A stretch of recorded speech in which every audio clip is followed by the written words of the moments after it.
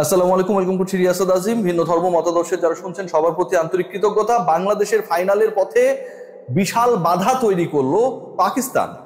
যেই পাকিস্তান একটা সময়ে ভারতের বিপক্ষে টানা হারছে, ইউএই, ওমান এই টাইপের দলগুলোর বিপক্ষে স্ট্রাগল করছিল, শ্রীলঙ্কাকে সেই পাকিস্তান হারিয়ে দেবে।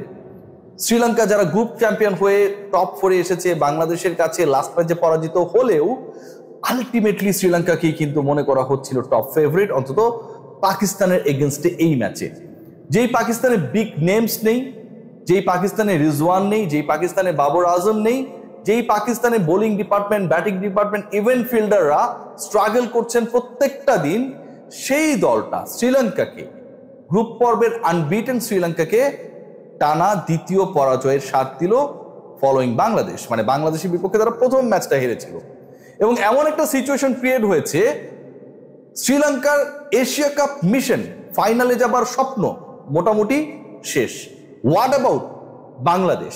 এই আলোচনাটাই করবো এবং এই আলোচনা করতে গিয়ে আমার কাছে মনে হয় বাংলাদেশের ফাইনালে যাবার স্বপ্নে একটা বড় ধাক্কা দিল পাকিস্তান। কেন বলছি?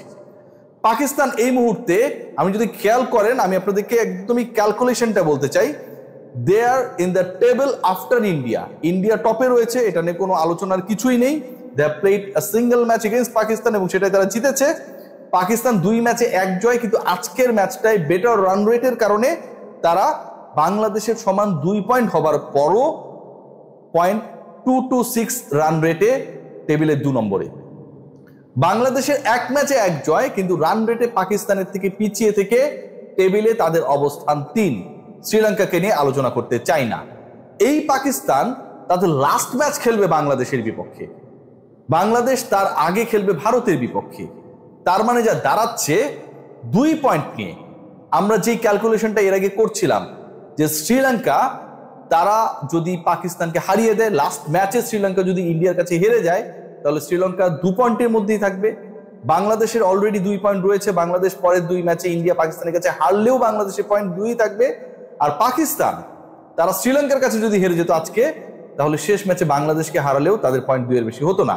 সো 2 পয়েন্ট এক্সিস্টিং যে সিচুয়েশন বাংলাদেশের, সেটা নিয়েও বাংলাদেশ ফাইনাল খেলতে পারে। এই যে আমরা আশাটা করছিলাম, স্বপ্ন দেখছিলাম এবং একটা ইকুয়েশন ক্রিয়েটও হয়েছিল, সেটা একটা বড় ধাক্কা পেল। So what is the next method for Bangladesh to qualify to the top 4 final?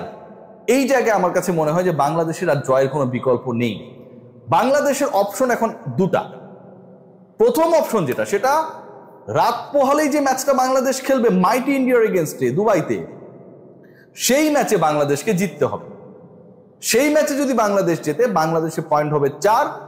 এরপরের ম্যাচে যদি বাংলাদেশ পরাজিত হয় পাকিস্তানের বিপক্ষে, পাকিস্তানের পয়েন্টও হবে 4। এবং ভারত যদি শেষ ম্যাচে শ্রীলঙ্কাকে হারিয়ে দেয়, তাহলে ভারতের পয়েন্টও হবে 4। সো বাংলাদেশ বেটার রান রেটে ফাইনালে যাবার একটা স্বপ্ন দেখতেও পারে যদি আগামীকালের ম্যাচে ভারতকে হারাতে পারে। এটা হচ্ছে 1 নাম্বার বিকল্প। 2 নাম্বার বিকল্প যেটা, যেভাবে বাংলাদেশ এখন ফাইনালে যেতে পারে, মানে বাংলাদেশকে জিততেই হবে, জয়ের কোনো বিকল্প নেই। এক্সিস্টিং সিচুয়েশনে বাংলাদেশের 2 পয়েন্ট এবং একই সাথে পাকিস্তানেরও 2 পয়েন্ট। 2 দলই তাদের শেষ ম্যাচে পরস্পরের মুখোমুখি হবে 25 সেপ্টেম্বর।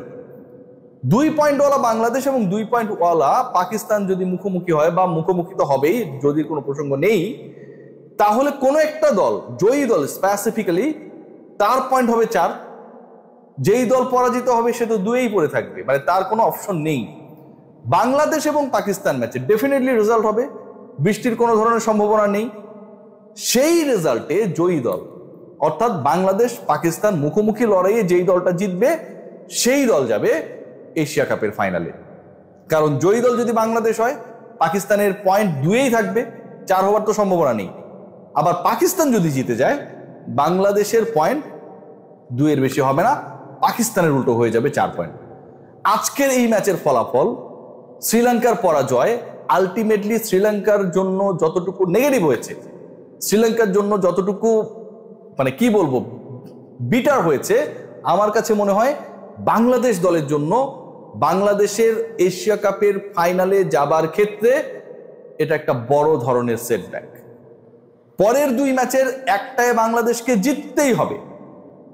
ইন্ডিয়ার এগেনস্টে বাংলাদেশকে জিততে হবে, অর পাকিস্তানের বিপক্ষে জিততে হবে। তবে পাকিস্তানের বিপক্ষে ম্যাচে নামার আগে কিন্তু বাংলাদেশ দলের জন্য আরো দুঃসংবাদ রয়েছে। সেই দুঃসংবাদটা কি? দেখুন, যেই পরিমাণ গরম, আপনারা যখন খেলা দেখছিলেন খেয়াল করবেন যে ক্রিকেটারদের পুরো জার্সি গেমে মনে হচ্ছে শাওয়ার নিয়ে ফেলেছে তারা।